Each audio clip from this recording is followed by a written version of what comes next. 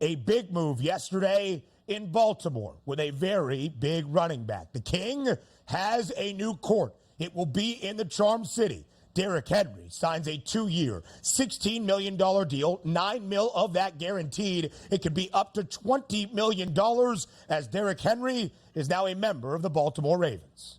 If there was one player that was supposed to be a Baltimore Raven all the way through, it was Derrick Henry. Yep. We finally get our wish here. You are going to see an explosive backfield mixed in with that new passing game at Baltimore. Can't wait to see it play out until we get to the AFC Championship game, and Derrick Henry probably had 1,500 rushing yards on the season, gets 3 carries for 11 yards, and come on, there's no need to get spilled milk at this point. I love this move for Baltimore. We need this stuff in the NFL. We need this type of stuff, and we got it. Spoken like a man that had an 18-1 ticket on the flock to win a Super Bowl a season ago. But Derrick Henry in the Baltimore backfield, spelled by the young second-year star Keaton Mitchell, who emerged last year for the Ravens, and Lamar Jackson, it just feels fitting. Derrick Henry has turned 30 years old. We'll talk about that later in this opening hour. Also, speaking of running backs in the AFC North, an interesting move yesterday. Monday night, we heard that Joe Mixon was being released by the Cincinnati Bengals. Yesterday, a change in process, Mixon not being cut. In fact, he was being traded from the Bengals to the Houston Texans that lost Devin Singletary to the New York Giants. After 7 years in Cincy, Joe Mixon now a Houston Texan.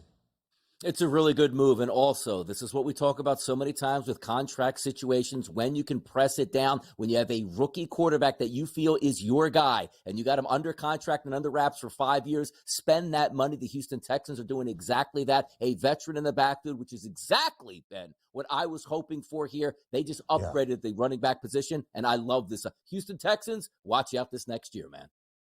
They lost Jonathan Grenard to Minnesota. In return, they get Minnesota's Danielle Hunter, one of the best edge rushers last year in the National Football League.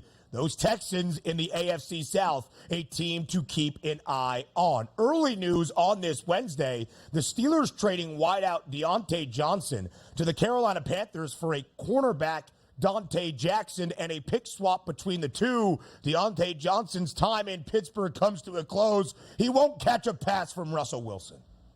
I like this move for the Carolina Panthers. You need weapons around your young quarterback if you want him to succeed. This is a good building block for the Carolina Panthers. And for some reason, Johnson just didn't work out there in Pittsburgh. I don't know if it was behind the scenes, a malcontent, angry that his quarterbacks are all terrible. Now he's going to get to go play with the young quarterback here. Let's see if he can change the tide there. But he will get a lot of footballs down in Carolina, or at least he should.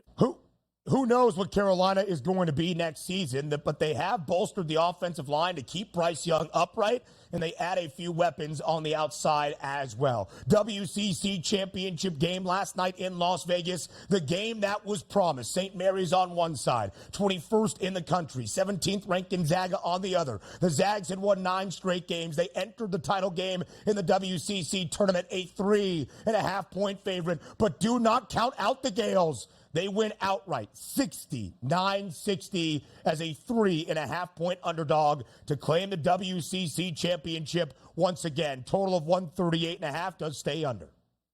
Very good defense here by St. Mary's. A calling card for both of these squads. Only 44% from the floor for Gonzaga. I thought they would win that game yesterday. I also thought this game would go over the total. So shout out St. Mary's, riding that streak now, winning the regular season in the WCC, and now also getting those bragging rights by cutting the nets down in the conference tournament.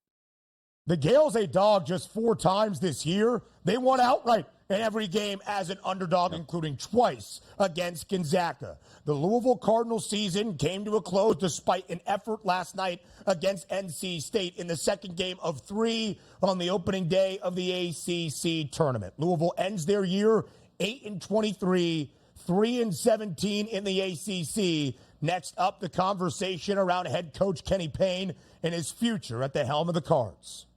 Yeah, his future shouldn't be any longer than the next 12 to 24 hours at this point. This is a blue blood program here in the state of Kentucky that we need for college basketball to be back on that mountaintop because it makes everybody better. The fall that they've had has been absolutely unbelievable. Hopefully, they start to climb that mountain again, Ben. We will see Kenny Payne was supposed to be the guy. He knew the Louisville men's basketball program, but DRS, 362 D1 men's college basketball teams, 7 over the past 2 years, have not won at least 20% of their games. Only 1 played at the high major level. That was Louisville. NBA action now in a battle out west between the team that sits in 3rd and the team that sits in 4th. The Minnesota Timberwolves, with Rudy Gobert back in the lineup, down by as many as 22 in the opening half. They storm all the way back to win by 18 on the road in Los Angeles. The T-Wolves win outright as a 6.5-point dog, 118-100. Great win by the Minnesota Timberwolves, holding off the Los Angeles Clippers. And then once again, the big three, will we be healthy for the playoffs? I'm not saying this is a long-term injury, but 12 minutes played, Kawhi Leonard exit with some back issues yesterday. One to keep an eye on, but a great win by the Timberwolves yesterday. The Clips have dropped 7 of 12 since the All-Star break, and Kawhi did exit early, as Donnie just mentioned. Some injury concerns for the New York Yankees, less than 2 weeks away from MLB's opening day. Gerrit Cole, the Yankees say unlikely to start opening day. The MRI around Aaron Judge comes back clean, but not the words that you want around your 2 biggest stars in the Bronx before a baseball season begins. Around Conference Championship Week in college hoops next.